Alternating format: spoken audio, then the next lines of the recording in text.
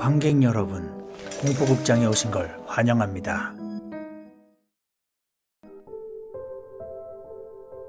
지금으로부터 4년 전 2018년도에 겪었던 일입니다. 추운 겨울이었던 1월 말쯤 고등학교 친구에게서 연락이 왔습니다. 대학교 같은 과 언니한테서 이세 카페 체험 이벤트 티켓을 얻었으니 같이 가자는 연락이었죠. 겨울방학 동안 제가 계속 집에만 있다 보니 심심해하는 걸 아니까 같이 가자고 한 거였죠. 그렇게 친구와 이세 카페에 가서 보드게임도 하고 타로도 보고 했습니다. 우리 힐링 상담도 받아볼래? 친구의 말에 재밌을 것 같아 힐링 상담이라는 것을 하게 되었어요. MBTI 성격 검사를 다 작성하니 상담사가 검사지 해설을 해주러 왔습니다.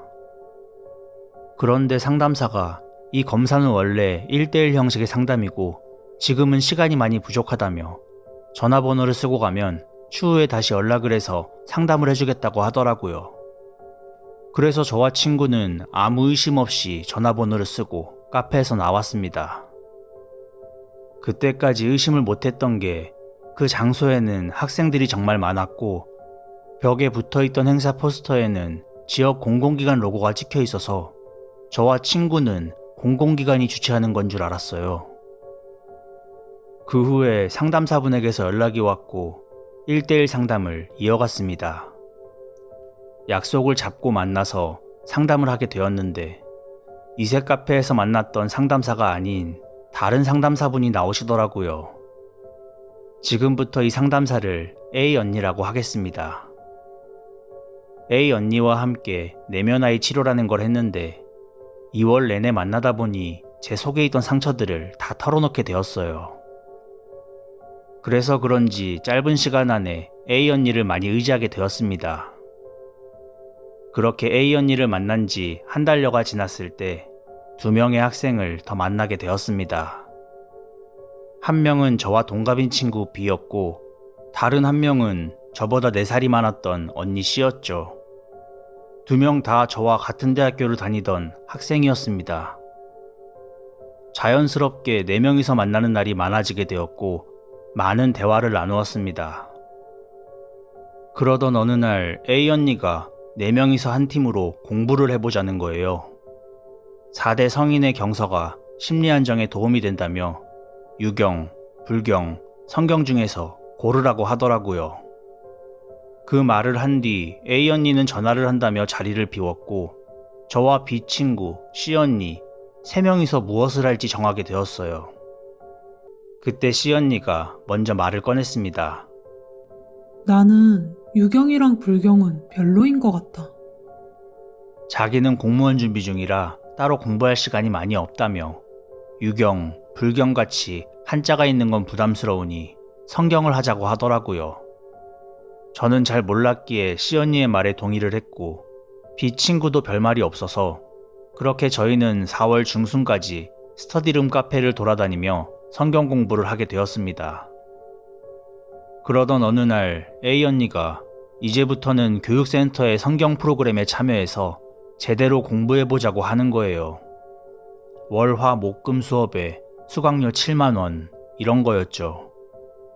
그러면서 인터넷에는 별 내용이 없으니 따로 찾아볼 필요는 없다고 덧붙였어요. 저는 지금처럼 카페를 돌아다니면서 공부하는 것도 많이 힘들었기에 A 언니에게 이번 건 생각을 좀 해본다고 했어요. 그리고 집에 돌아왔는데 A 언니의 마지막 말이 신경이 쓰였습니다. 그렇게 인터넷에 성경 프로그램을 검색하다 이상한 글을 발견했습니다.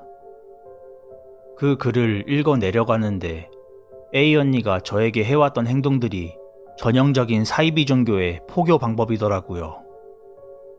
정말 손이 떨리고 눈물이 났습니다.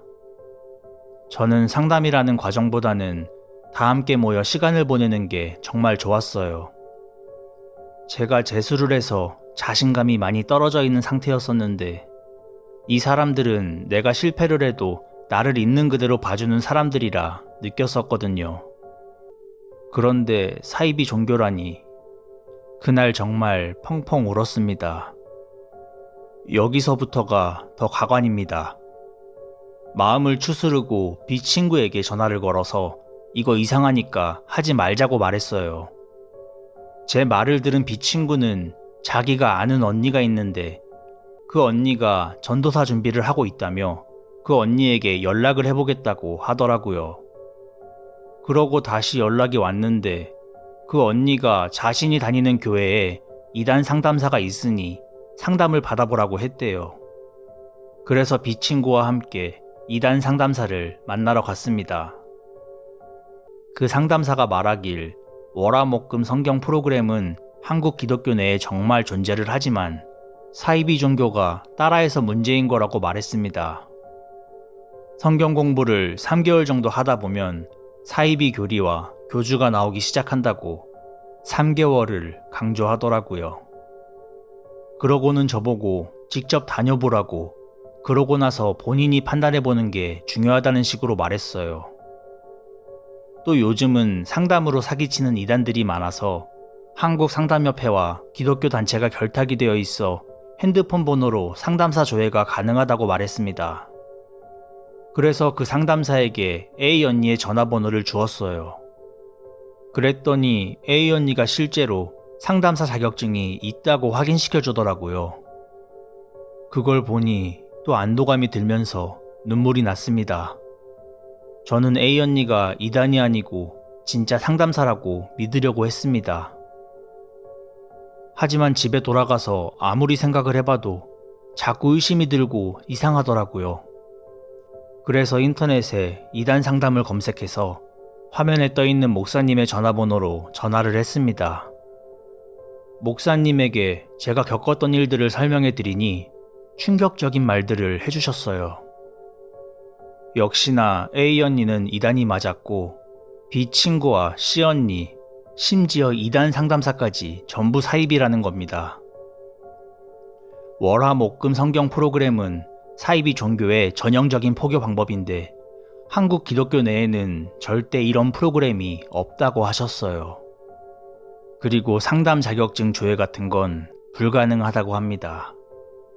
뒤통수를 세게 얻어맞은 기분이었습니다. 그리고 카페 포스터에 공공기관 로고가 찍혀있던 게 생각이 나서 지역 공공기관에도 문의를 해봤습니다. 이색 카페 공간은 공공기관에서 행사 형식으로 운영되던 장소는 맞는데 지난해 12월까지만 운영이 됐다고 말하더라고요. 짧은 시간이었지만 제가 믿고 의지했던 사람들이 저를 속였다는 사실이 너무 충격적이었습니다. 게다가 B 친구와 C 언니는 진짜 저희 학교의 학생이었기 때문에 아예 의심을 안 했었죠. 같은 학교 학생이 이단일 리가 없다고 막연하게 생각했던 것 같습니다. 그 이후로는 오는 연락은 전부 무시하고 만나지도 않았습니다. 하지만 A 언니와 B 친구한테서는 거의 1년 정도 계속해서 연락이 왔었습니다. 결국 욕을 좀 해줬더니 저를 차단하더군요. 그리고 저와 이색 카페에 갔던 고등학교 친구도 이단이라고 생각하실 수 있는데 그 친구도 이 사실을 몰랐고 이 일로 저한테 미안하다며 사과도 했습니다. 지금은 같이 여행도 다닐 정도로 친하게 지내고 있습니다. 시간이 흘러서 지금은 괜찮아졌지만 꽤 긴 시간을 충격에 휩싸여서 많이 힘들어했습니다. 이단에 빠지기 전에 모든 걸 알게 되어서 다행이지. 그때 의심 없이 계속해서 모임을 했더라면 지금 생각해보면 너무 무섭고 아찔한 경험이었습니다. 여기까지가 제가 겪었던 이야기입니다. 여러분은 모르는 누군가가 심리상담을 해준다고 하면 의심하시고 피하세요. 모두가 그렇진 않겠지만 의심해서 나쁠 건 없는 세상인 것 같습니다.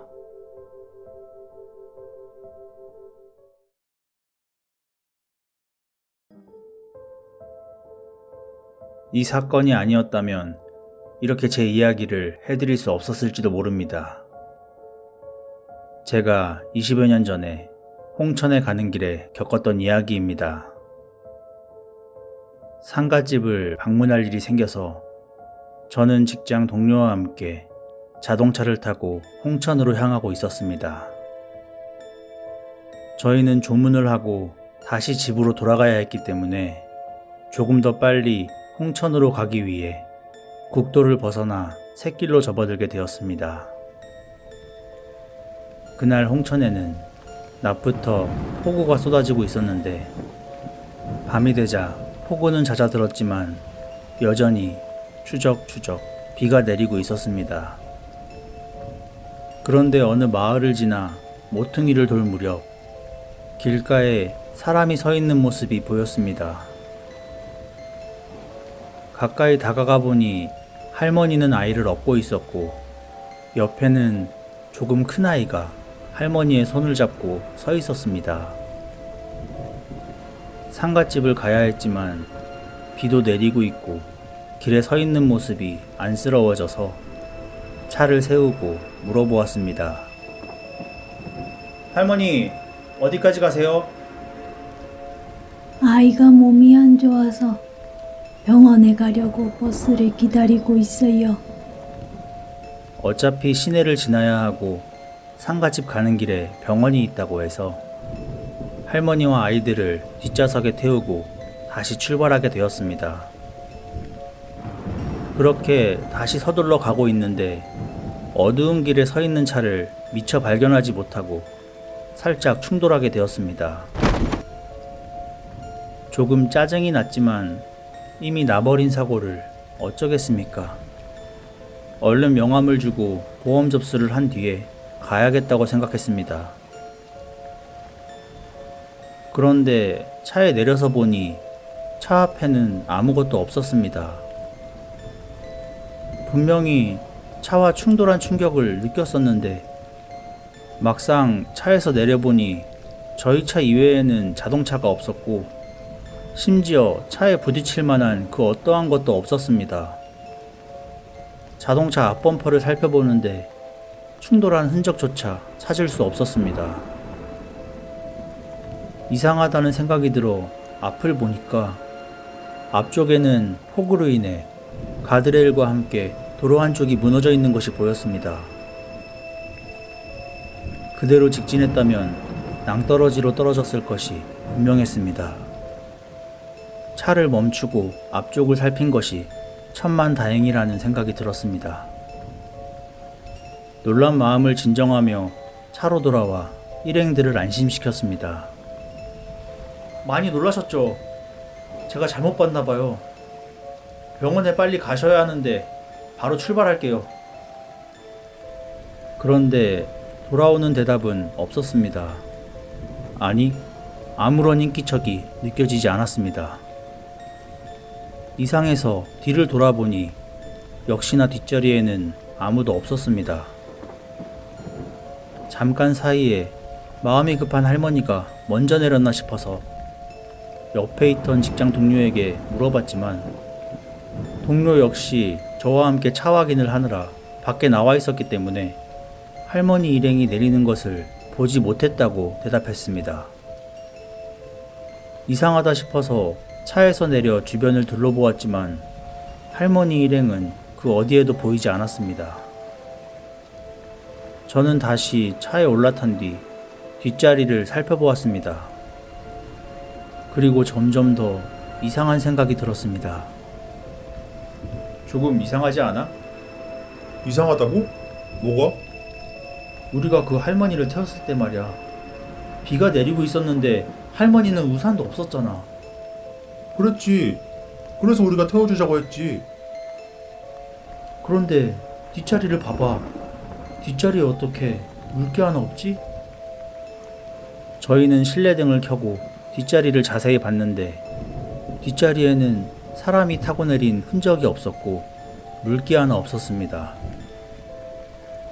저희는 갑자기 무서워지기 시작했고 그때부터 상가집에 도착할 때까지 서로 한마디 말도 없이 앞만 보고 운전했습니다. 상가집에 도착해서도 저희는 마치 오늘 아무 일도 겪지 않았던 것처럼 방금 겪은 일에 대해서는 한마디도 말하지 않고 있었습니다. 그러다가 홍천 토박이인 친구와 담배를 피우면서 오늘 있었던 일을 이야기했습니다. 제 이야기를 듣고 난 그 친구는 깜짝 놀라더니 그 할머니와 아이들의 옷차림과 생김새를 말했습니다. 너 그 할머니 아는 할머니야? 맞아. 네가 말한 그대로야. 그 친구는 갑자기 심각한 표정을 짓더니 조용히 이야기했습니다. 지금부터 내가 하는 얘기 잘 들어. 네가 본 그 사람, 그 할머니 맞는 것 같아. 1년 전쯤인가 비 오는 날 병원에 급히 가려고 나오셨다가 뺑소니 사고를 당하셨대. 저는 소름이 끼쳤습니다. 우리가 만난 할머니 일행이 귀신이라니. 할머니 일행은 왜 우리 앞에 나타난 것인지 의문이었습니다. 그렇게 장례식장 안에서 이런저런 생각을 하고 있는데 TV에서 갑작스러운 폭우로 인해 교통이 통제되고 있다는 이지영 뉴스가 나오고 있었습니다. 그리고 이어서 아까 저희가 지나쳐온 그 길과 비슷해 보이는 곳이 화면에 나왔고 대형 덤프트럭이 가드레일을 들이받고 낭떠러지로 추락해 운전자가 사망했다는 뉴스가 보도되고 있었습니다. 뉴스에서는 이곳이 1년 전에도 뺑소니 교통사고가 있었던 것으로 가로등 불빛이 약하고 가드레일 등의 안전대책이 미흡하여 보강이 필요하다는 이야기가 나오고 있었습니다. 저는 TV를 보면서 정말 어쩌면 오늘 사고가 난 대형 트럭 운전수가 1년 전 그 뺑소니 사고의 범인이 아닐지, 할머니는 자신과 손주들을 죽게 만든 그 운전자에게 복수를 한 것일지도 모른다는 생각을 했습니다. 그리고 우리가 그 길에 나타났을 때 우리가 사고를 당하지 않도록 우리를 구해준 것은 아닐지 생각했습니다. 그 일이 일어난 지도 벌써 20여 년이 지났습니다. 그날 그 운전자가 뺑소니 사고의 범인이었는지는 아무도 알 수 없습니다. 그렇지만 저는 지금도 그 길을 지날 때면 저를 구해준 할머니와 그 손주들을 위해 꼭 기도를 합니다.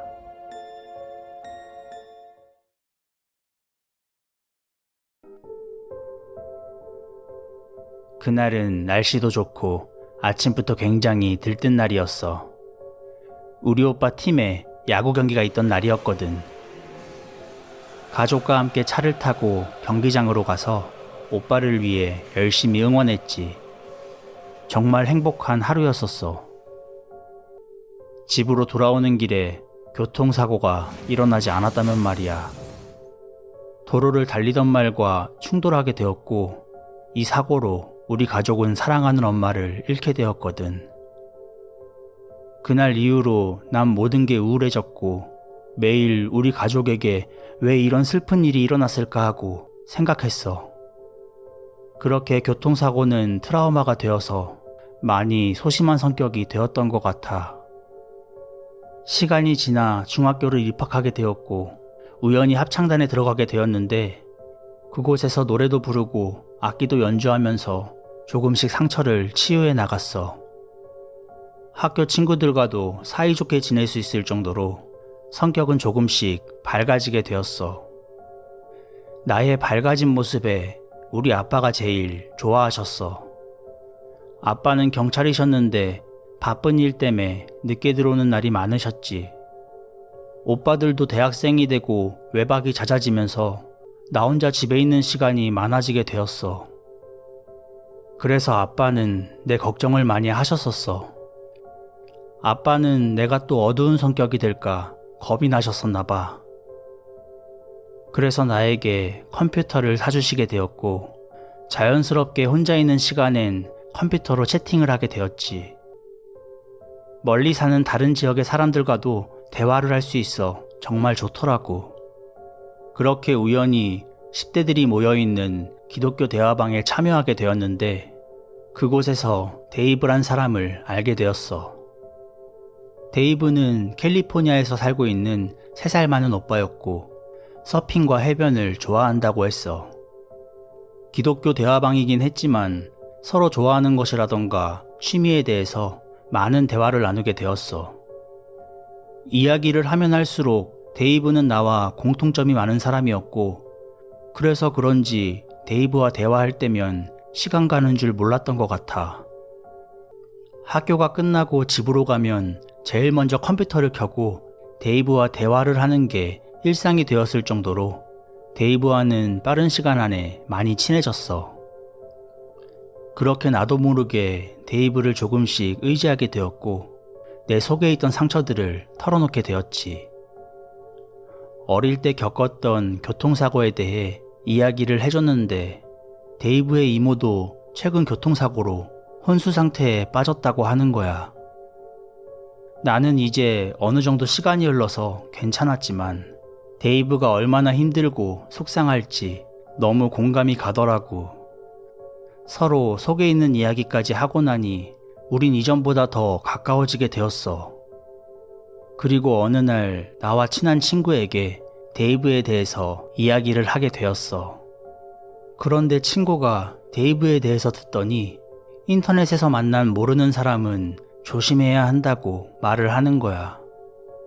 나는 순간 기분이 나빠졌고 데이브가 좋은 사람이란 걸 친구도 알아줬으면 하는 마음에 데이브와 채팅을 나눈 걸 친구에게 보여주게 되었지. 그런데 친구는 우리가 나눈 대화를 보더니 역시 데이브가 이상하다는 거야. 말투가 너무 아저씨 같다고 하더라고. 데이브의 말투가 조금 어른스럽긴 했지만 아저씨라니 너무하다고 생각했어. 하지만 친구뿐만 아니라 아빠까지도 데이브가 수상하다며 채팅을 그만하라고 하시는 거야. 너무 속상했지만 자꾸 주위에서 이상하다고 조심하라고 하니까 나도 조금씩 데이브와의 채팅을 피하게 되더라고. 연락을 완전히 끊은 건 아니었고 가끔씩 데이브에게서 전화가 오면 통화 정도만 하면서 연락을 이어갔어. 그러다 우연히 나와 같은 또래의 스콧이라는 남자아이와 대화를 나누게 되었는데 스콧은 정말 매력적이고 재미있는 아이였어. 데이브도 좋은 친구였지만 스콧과의 대화는 더 즐겁고 설레더라고. 스콧을 5월에 만났는데 계속 썸을 타다가 10월에 정식으로 사귀기로 했어. 데이브에게도 남자친구가 생겼다는 소식을 알렸고 데이브는 축하를 해줬어. 그리고 자연스럽게 데이브와의 연락은 뜸해지게 되었지. 그런데 어느 날 데이브에게서 메시지가 와 있더라고.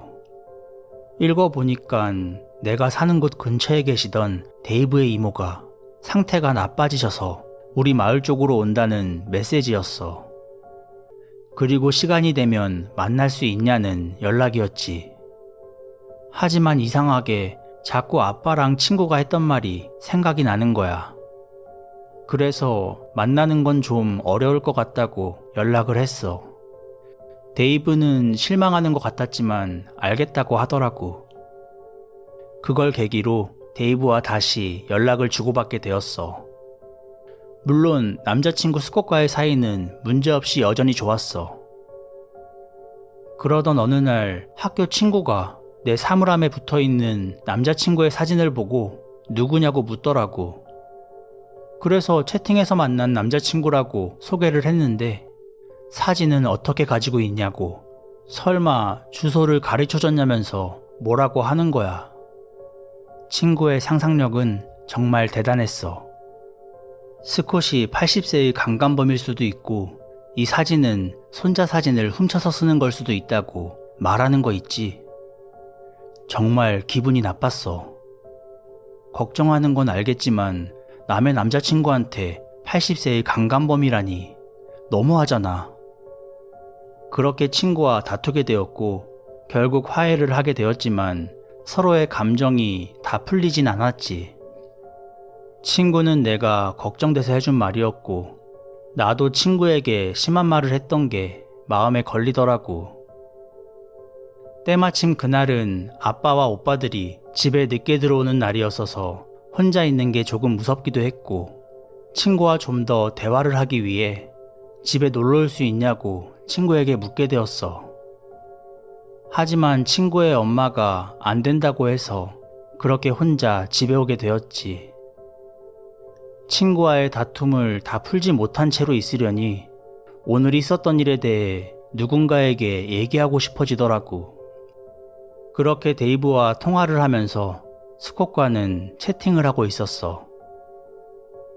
저녁 9시가 넘었을 즈음 아래층에서 문이 열리는 소리가 들렸고 발자국 소리가 들려왔어. 나는 오빠가 왔나 싶어서 채팅을 멈추고 방 문을 열었어. 그리고 K씨의 채팅은 12월 3일 9시 41분을 기점으로 올라오지 않았습니다.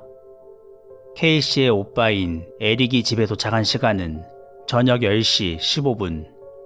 에릭은 동생 K씨가 잠들었을 거라고 생각했고 K씨가 집에 없다는 것을 알게 된 것은 저녁 11시 30분 오빠 팀이 귀가를 해서 K씨의 방을 확인했을 때였습니다. 팀은 곧바로 경찰인 아버지 릭에게 연락을 해서 K씨가 사라졌다는 것을 알렸고 집으로 돌아온 릭은 강제 침입의 흔적을 발견하게 됩니다. 그리고 집에서 키우고 있는 애완견 조지가 발을 쩔뚝거리고 있는 것을 알아차렸습니다. 릭은 K씨의 친구들에게 전화를 해보았지만 K씨의 행방을 아는 친구는 한 명도 없었습니다. 결국 실종 신고를 했고 수사관들은 처음에 K씨의 가출 가능성을 고려했지만 가족들은 K씨가 절대 가출할 아이가 아니라고 하였습니다.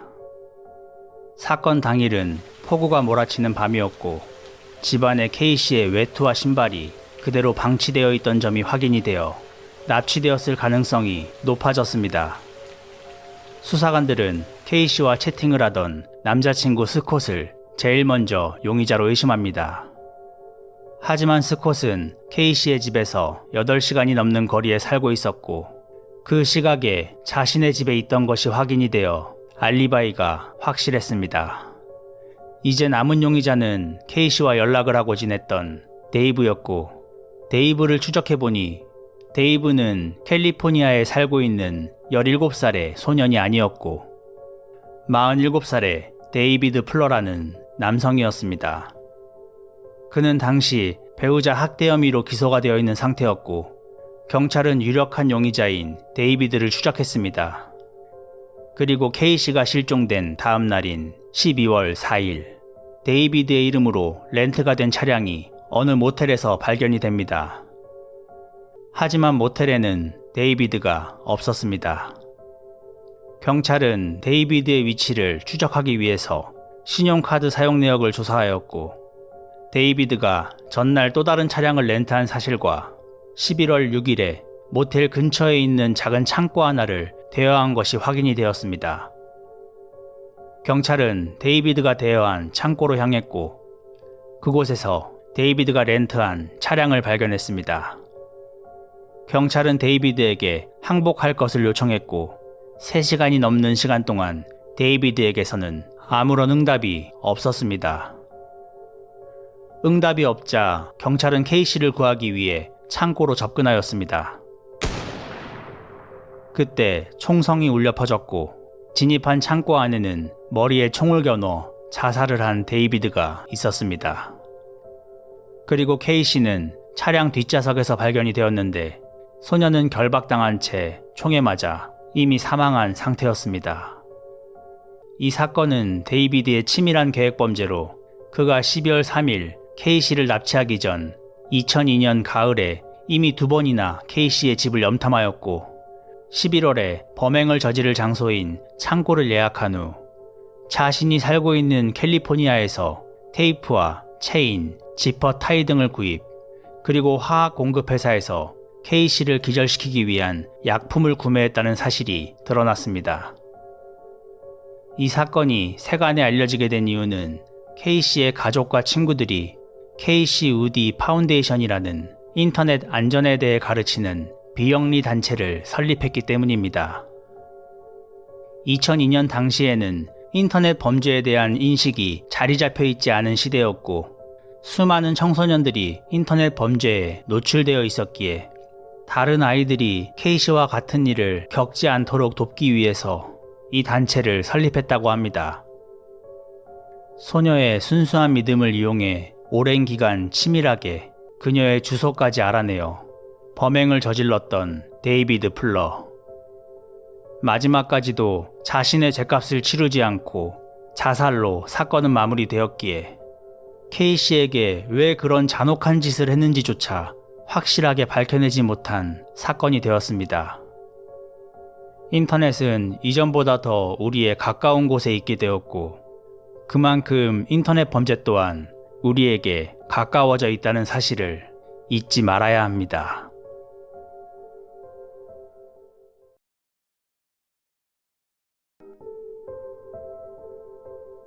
안녕하세요. 아직까지도 제게 트라우마로 남아있는 사연 하나를 소개해 보려고 합니다. 지금으로부터 5년 전 고2 때 있었던 일인데요.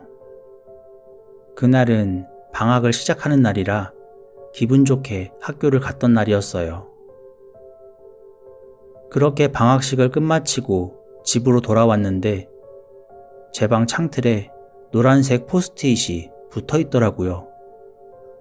웬 포스트잇이 창문에 붙어 있지 싶어서 창문 쪽으로 가서 확인을 해봤습니다. 포스트잇에는 이런 내용이 적혀 있었어요. 이성 파트너 하실래요? 성적인 호기심이나 궁금증 알아가는 건데 비밀 보장 되고요. 반복적인 일상에서 현실 도피, 재밌게 지내보고 싶어서 남겨요. 답변 창틀에 남겨주세요. 포스트잇의 내용이 수치스럽고 기분이 정말 안 좋았지만 처음에는 무섭다는 생각은 들지 않았어요. 그렇게 누군가의 장난이겠거니 하고 억지로 넘겼습니다. 그 일이 있고 얼마 지나지 않았을 때입니다. 집 근처 놀이터에서 친구와 통화를 하고 있었어요.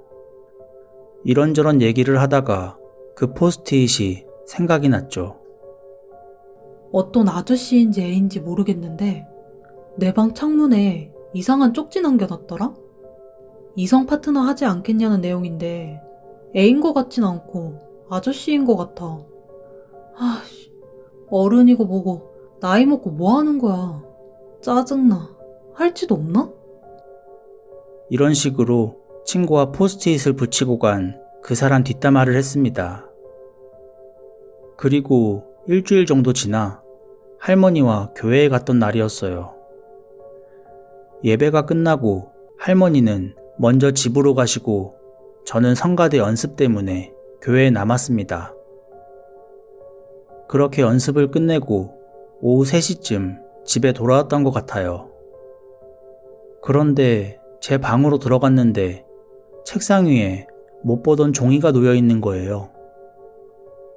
뭔가 싶어서 봤더니 또 포스트잇이더라고요. 보낸 사람은 역시나 또 그 사람이었어요. 내용은 저번과 비슷했습니다. 그런데 이번엔 한 가지가 더 추가됐더라고요. 저 아저씨 아니고 학생이에요. 이 문장을 보고 소름이 돋았어요. 저번에 전화통화했던 그 친구 외에는 아무한테도 이 일을 말하지 않았거든요. 물론 그 친구의 글씨체도 아니었고요. 그 순간 이 사람이 어디서 날 지켜보고 있나 하는 생각이 들더라고요. 2번이나 이런 쪽지를 받고 나니 수치심보다는 너무 무서워지더라고요. 그래서 계속 불쾌한 쪽지를 남기면 경찰에 신고하겠다고 창틀에 써붙여놨더니 더 이상 이상한 쪽지는 오지 않았어요. 그런데 지금까지도 풀리지 않는 의문점이 있습니다. 그날 제가 교회에 가기 전부터 집에 돌아올 때까지 집은 단 한 번도 비어있지 않았어요. 그때 집에 계속 계셨던 아빠의 말로는 집에 아무도 오지 않았대요. 그런데 제 방 창문은 방범창이 되어 있거든요. 그리고 집이 1층이라서 평소에 창문을 잠궈놓고 지내기 때문에 그날도 창문이 잠겨있던 걸로 기억합니다. 설사 창문을 억지로 열어 방범창 사이로 손을 집어넣는다고 해도 창문과 떨어져 있는 책상 위에 포스트잇이 똑바로 놓여있던 게 의문입니다. 이 일이 트라우마로 남아 성인이 된 지금도 밤에 혼자 있으면 섬찟해서 온 집안에 불이란 불은 다 켜고 TV나 컴퓨터 소리까지 키워놓고 있어요. 혹시라도 아직도 어디선가 저를 지켜보고 있을까 싶어서요. 귀신도 무섭지만 사람이 더 무서운 것 같아요. 여러분들도 조심하세요.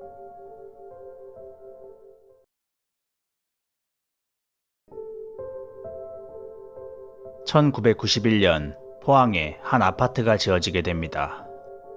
이 아파트는 건설될 당시부터 문제가 많았다고 합니다. 착공에 들어서면서 완공이 될 때까지 공사에 투입되었던 일부 노동자와 그 근처에서 놀던 아이들까지 총 10명이 차례대로 사망하게 됩니다. 그리고 그 사고는 단순 사고사가 아닌 모두 의문의 돌연사였습니다. 이 의문의 돌연사에는 공통점이 존재했습니다. 죽은 이들 모두가 심장마비로 죽었으며 어떤 장소에서 한 여성을 만났다는 것입니다. 유가족들의 증언에 따르면 그 여성은 자신은 어디에 살고 있는데 당신은 어디에 살고 있냐 정도의 동네 주민이라면 가볍게 주고받을 인사를 했다고 합니다. 그리고 며칠 후 그 여성과 만났던 이들은 모두 심장마비로 사망했습니다. 하지만 그 여성과 만났다는 증언만 있을 뿐 누구인지도 밝혀내지 못했으며 타살의 증거는 없었기 때문에 그렇게 사건은 마무리되었다고 합니다.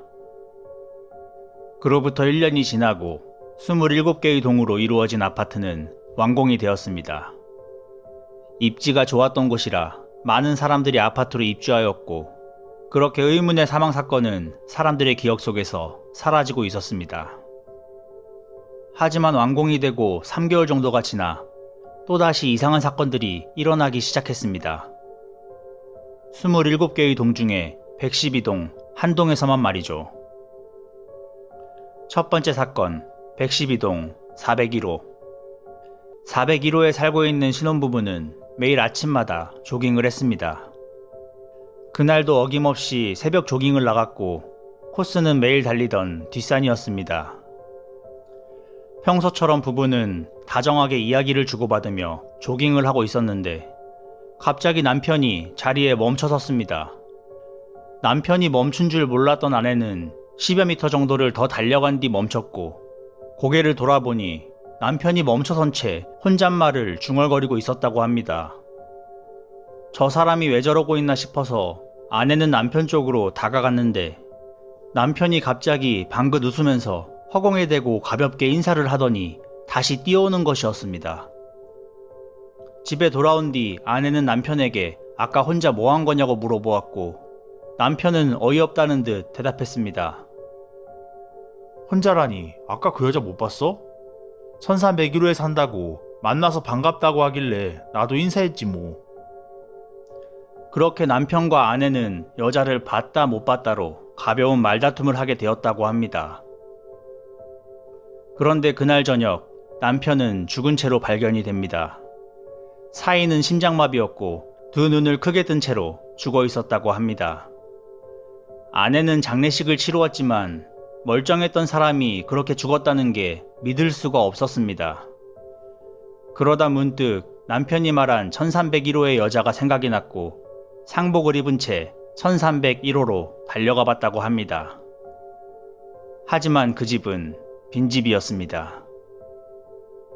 두 번째 사건 112동 808호. 401호의 사건이 일어난 지 일주일째 되던 날이었습니다. 금슬이 좋다고 소문난 40대 부부는 112동 808호에 살고 있었습니다. 이 부부에게는 자식이 없었지만 웃음소리가 끊기는 날이 없을 정도로 화목한 집이었다고 합니다. 평소처럼 부부는 이런저런 이야기를 나누며 잠자리에 들려고 하는데 갑자기 남편이 오늘 1301호의 여자를 만나 인사를 주고받았다는 말을 했다고 합니다. 그 말을 들은 아내는 표정이 굳었습니다. 이미 아내는 401호의 사건을 들은 상태였고 그 사건에 1301호의 여자가 연관이 있다는 사실을 알고 있었기 때문입니다. 아내는 남편에게 401호 사건의 이야기를 해주었고 남편은 불안해하는 아내를 달래주었습니다. 하지만 아내는 불안한 마음에 도통 잠을 이루지 못했습니다. 밤새 잠자는 남편 가슴에 귀를 대고 숨을 잘 쉬고 있는지 확인했습니다. 그러기를 반복하다 아내는 남편 가슴에 귀를 댄 채로 결국 잠이 들었습니다. 잠에서 깬 아내는 깜짝 놀라며 눈을 떴고 반사적으로 남편의 가슴에 귀를 대봤는데 남편의 심장은 멈춰 있었습니다. 첫 번째 사건과 마찬가지로 남편은 두 눈을 크게 뜬 채로 허공을 응시하는 모습으로 사망했습니다. 세 번째 사건, 112동 705호. 두 번째 사건까지 일어나자 아파트 사람들은 불안해지기 시작했고 사람들이 집을 내놓기 시작했습니다. 하지만 흉흉한 소문은 금방 퍼져나갔고 아무도 112동에 입주하려고 하지 않았습니다. 그런 상황에서 또다시 사건이 일어났습니다. 705호는 노부부가 살고 있는 집이었는데 방 한 칸을 새를 놓고 살고 있었습니다. 그 방에는 시골에서 올라온 학생이 지내고 있었습니다. 이 학생은 워낙에 공부벌레였어서 새벽 일찍 학교에 갔다 밤늦게 들어오는 일이 다반사였고 시간이 날 때는 노부부를 부모님같이 따랐다고 합니다. 그런 학생을 노부부도 무척이나 아꼈다고 합니다. 그래서 아파트에 흉흉한 소문이 돌자 노부부는 언제나 늦게 다니는 학생을 걱정했다고 합니다. 두 번째 사건이 있고 열흘째가 되던 날 얼굴이 새파랗게 질린 학생이 집으로 뛰어들어왔습니다. 학생은 1301호의 여자를 봤다며 자기도 죽는 것이 아니냐며 울고불고 난리를 치기 시작했습니다. 노 부부는 놀란 가슴을 붙잡으며 전부 헛소문일 거라며 걱정하지 말라고 학생을 다독였습니다. 학생은 두려움을 떨치지 못했고 그렇게 그날 밤 노부부의 침실에서 함께 잠이 들었습니다. 새벽 일찍 잠에서 깬 할머니는 본능적으로 학생을 쳐다보다가 비명을 지르고 말았습니다. 두 눈을 크게 뜨고 허공을 바라보며 학생은 죽어 있었던 것입니다. 물론 사인도 심장마비였습니다. 이상한 사건들이 3번이나 일어나자 112동 주민들은 법원에 탄원서를 제출했고 아파트와 관련되어 있는 회사들을 상대로 항의를 하였습니다. 과학적으로 입증되지 않은 일들이라 힘든 싸움이었지만 4년에 걸친 투쟁으로 1995년 112동의 주민들은 금액을 돌려받았고 112동은 폐쇄되었다고 합니다. 여기까지가 포항 M아파트를 둘러싼 괴담의 내용입니다. 그리고 실제로 포항의 M아파트 단지에는 112동과 114동이 존재하지 않습니다. 또한 113동 맞은편으로 폐쇄된 112동으로 추정되는 폐허 건물이 존재를 합니다. 하지만 인근 주민들의 말에 따르면 M아파트는 27개의 동이 아닌 23개의 동으로 구성되어 있으며 설계 당시부터 112동과 114동은 건설되지 않은 아파트이기에 괴담은 사실이 아니라고 합니다. 폐쇄된 112동이라 추정되던 폐허 건물 또한 한 동으로 이루어진 건물이 아닌 법적인 문제로 공사가 중단된 아파트 단지라고 합니다. 괴담에 등장하는 27개의 동 중에 112동만 폐쇄된 M아파트. 실존하는 포항의 M아파트가 23개의 동 중에 112동과 114동을 제외하고 건설을 시작했던 이유는 무엇 때문이었을까요? 우연의 일치라고 생각할 수 있겠지만 단순히 지어낸 괴담이라 치부하기엔 무언가 찝찝함이 남는 이야기입니다.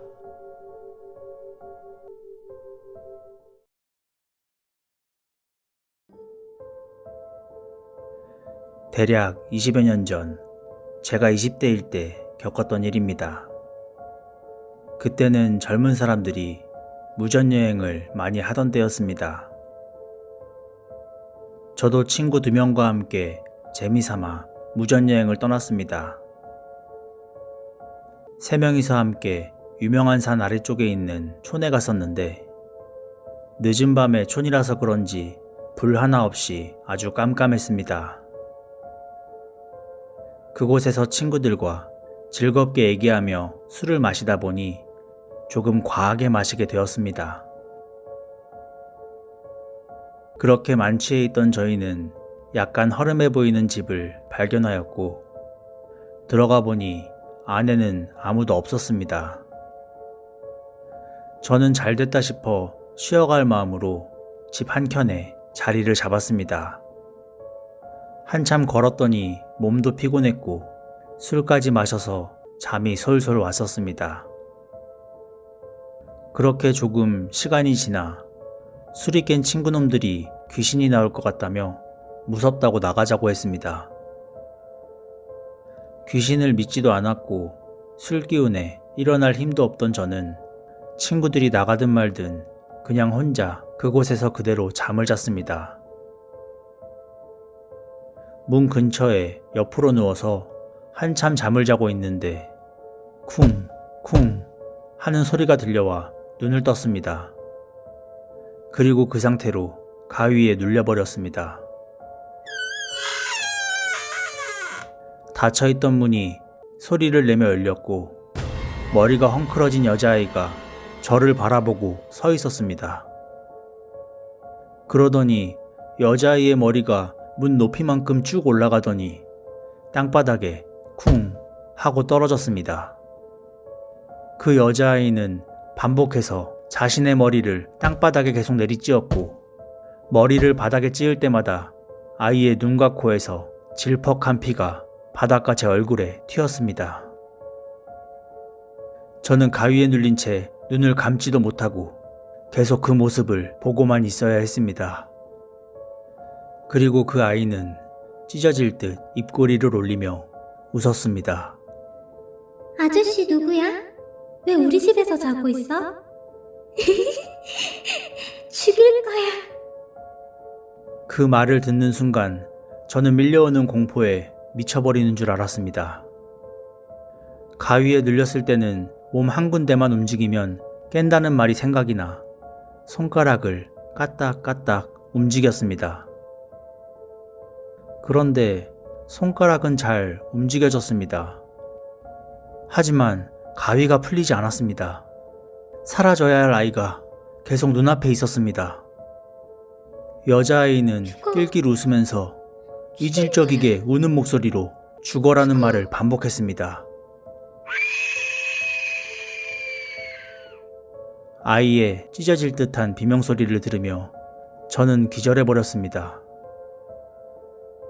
그리고 정신을 차렸을 때는 여자아이가 보이지 않았습니다. 한 10분 정도 기절했던 것 같습니다.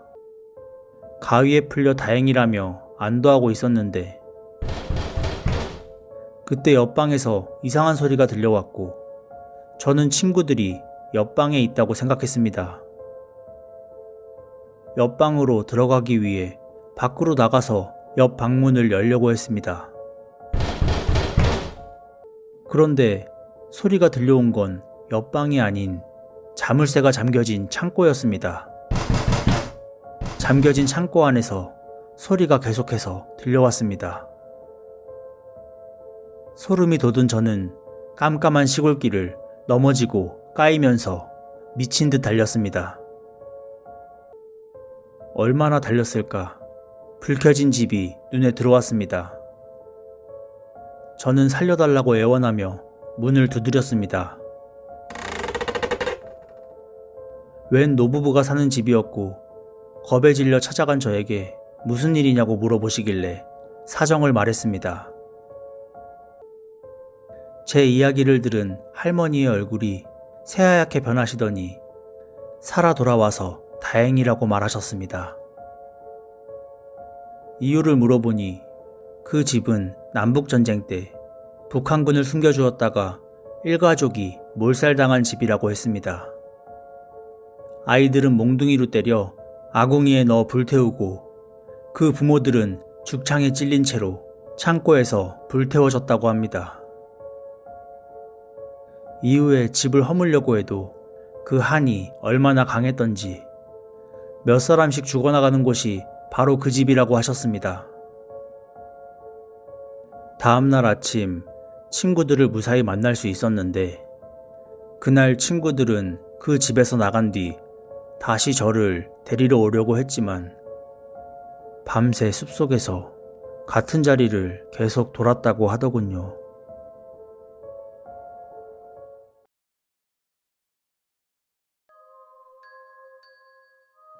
이 이야기는 제가 간호학교를 다닐 무렵에 있었던 일입니다. 제가 다녔던 간호학교는 전원 기숙사 제도의 학교였습니다. 그렇다 보니 위계질서가 매우 엄격했고 선배의 눈에 거슬리면 안 되는 곳이었습니다. 저희 학교에는 매년 여름마다 2학년이 주최를 하고 1학년이 받게 되는 담력 시험이 있었습니다. 해부실과 표본실, 그리고 영안실을 순서대로 도는 거였죠.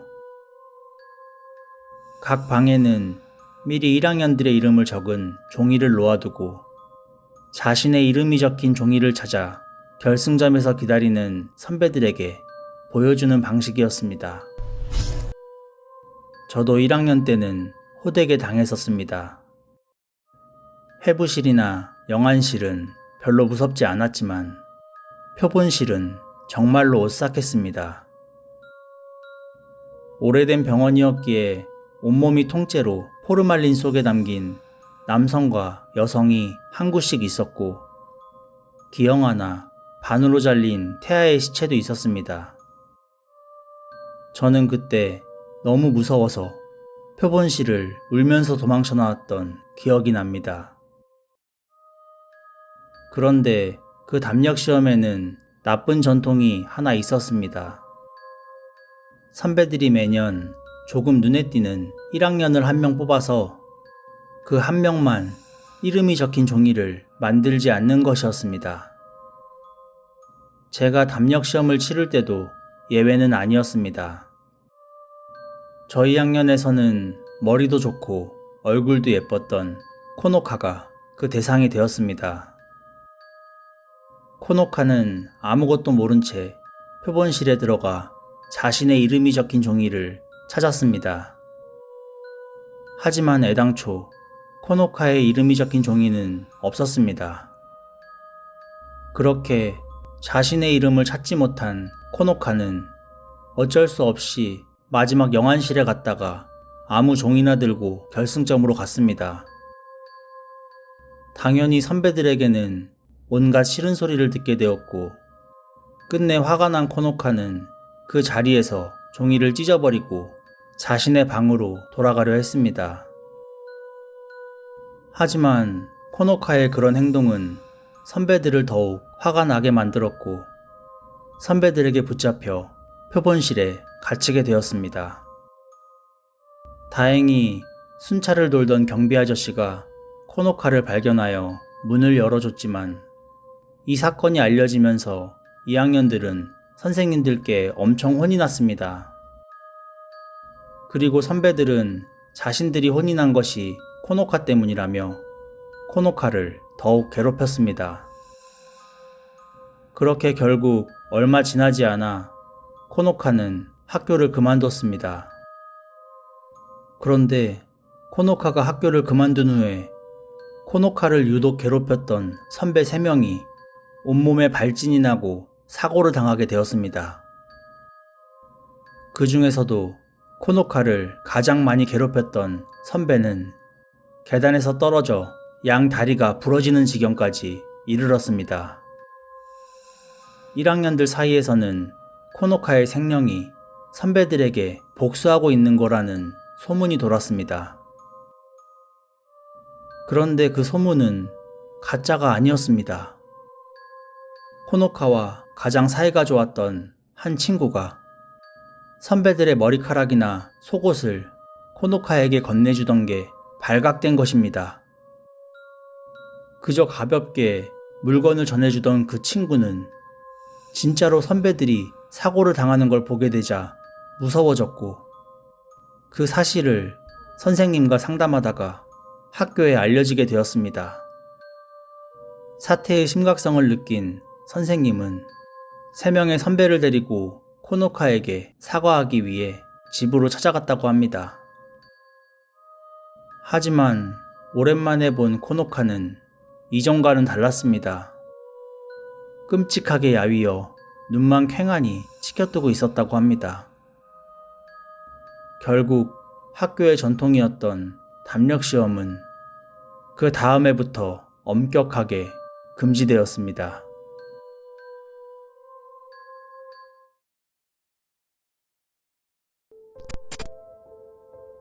그 일이 있고 술을 아무리 마셔도 잠은 반드시 집에 가서 잡니다. 당연한 소리다 하시겠지만 저는 어떤 계기로 인해 그렇게 되었습니다. 친구들과 술을 마시면 툭 하면 집에 안 들어가고 아무 데서나 자고 가던 대학생 때였습니다.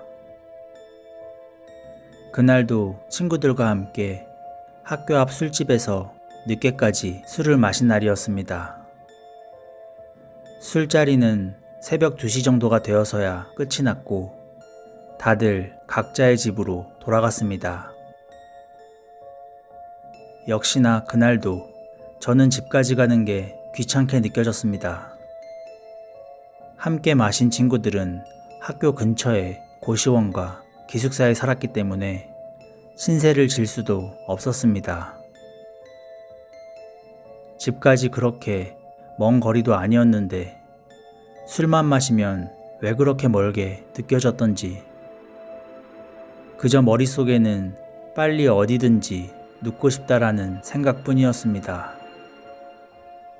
그렇게 술집을 나와 눈 좀 붙이고 쉬다 갈 마음으로 저는 동아리방으로 발걸음을 옮겼습니다. 제가 속했던 동아리는 음악 동아리였습니다. 동아리방은 방음 문제로 학생회관의 가장 위층 구석진 곳에 있었습니다. 계단 오르는 게 조금 귀찮긴 했지만 집보다는 가까웠고 무엇보다도 동아리방 소파는 정말 편했기 때문에 소파에 눕는 상상을 하며 동아리방으로 향했습니다. 그렇게 소파에 누워 잠을 청하는데 막상 자려고 하니 이상하게 잠이 오지 않았습니다. 그래서 악기도 한번 쳐보고 노래도 부르고 혼자 별짓을 다 하고 있었습니다. 그때 친한 친구에게서 전화가 왔습니다. 친구는 또 술 먹고 밖에서 자냐며 잔소리를 해댔고 저는 심심하던 차에 잘 됐다 싶어 친구와 수다를 떨었습니다. 핸드폰을 스피커 모드로 바꾼 뒤 소파에 누워 잔잔하게 기타를 치면서 친구와 통화를 하고 있었는데 갑자기 친구가 날카롭게 소리를 질렀습니다. 저는 너무 놀라서 무슨 일이냐고 물었습니다. 그런데 친구는 그렇게 비명을 질러놓고는 아무 일도 없다는 듯 다시 이야기를 이어갔습니다. 너무 어이가 없어서 왜 소리를 질렀냐고 다시 물었는데 친구는 무슨 소리냐며 자기는 그런 적이 없다고 말했습니다. 생각해보니 가족이랑 같이 사는 친구가 새벽에 그렇게 비명을 지를 수는 없었습니다. 조금 소름이 돋긴 했지만 저는 술에 취해 잘못 들었다 생각하며 그냥 넘어갔습니다. 그렇게 또 한참 통화를 하는데 다시 비명 소리가 들려왔습니다. 이번엔 정확하게 소리를 들었습니다. 그런데 그 비명 소리가 핸드폰에서 들려온 건지는 확실히 구분이 되지 않았습니다. 그래서 저는 친구에게 방금 비명소리 못 들었냐고 물었습니다. 하지만 친구는 또 비명소리를 듣지 못했다고 대답하는 겁니다. 그리고 제가 드럼을 치는 소리 때문에 목소리가 잘 안 들린다고 말했습니다. 친구의 말에 바로 동아리방에서 빠져나왔습니다. 저는 드럼이 아니라 기타를 치고 있었기 때문에 드럼 소리는 절대 날 수가 없었으니까요.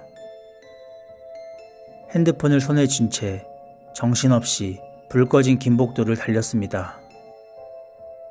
핸드폰에서 친구의 말이 들려왔지만 저는 대답할 수가 없었습니다. 그때 핸드폰에서 들렸던 친구의 말을 잊을 수가 없습니다. 여보세요? 야, 안 들려? 야, 너 누구랑 있어? 야, 이거 무슨 소리야? 야, 너 왜 갑자기 비명을 질러? 야, 무슨 일 있어?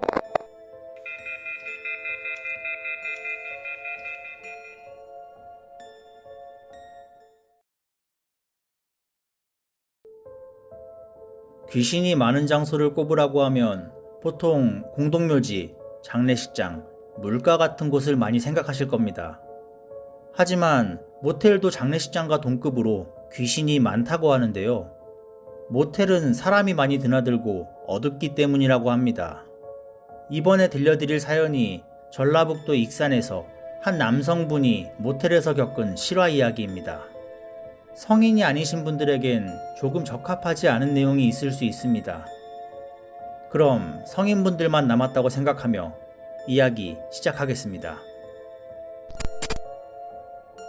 전라북도 익산의 시외버스터미널 근처에는 일명 모텔촌이라고 불릴 만큼 많은 모텔들이 입주해 운영되고 있습니다.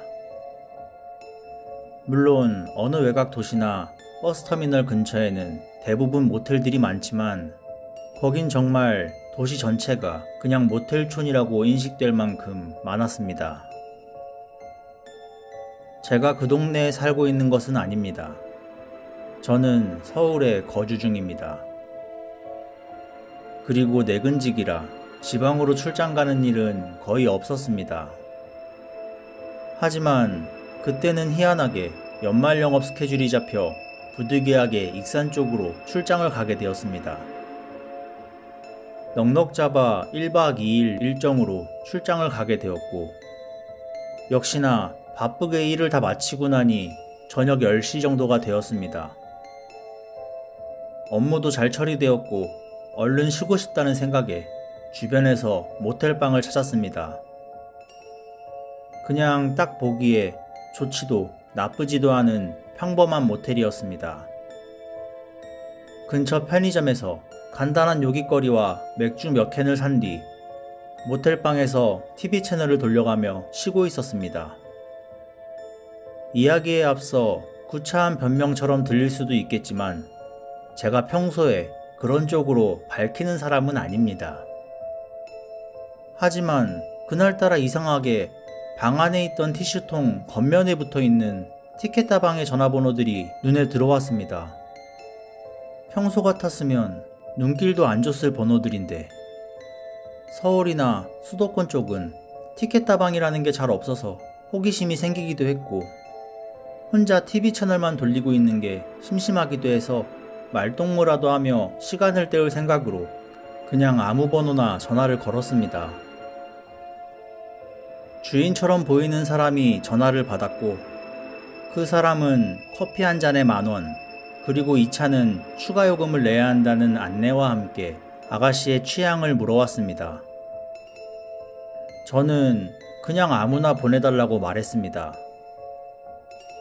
그리고 한 20분 정도가 지나니 방문을 두드리는 소리가 났습니다.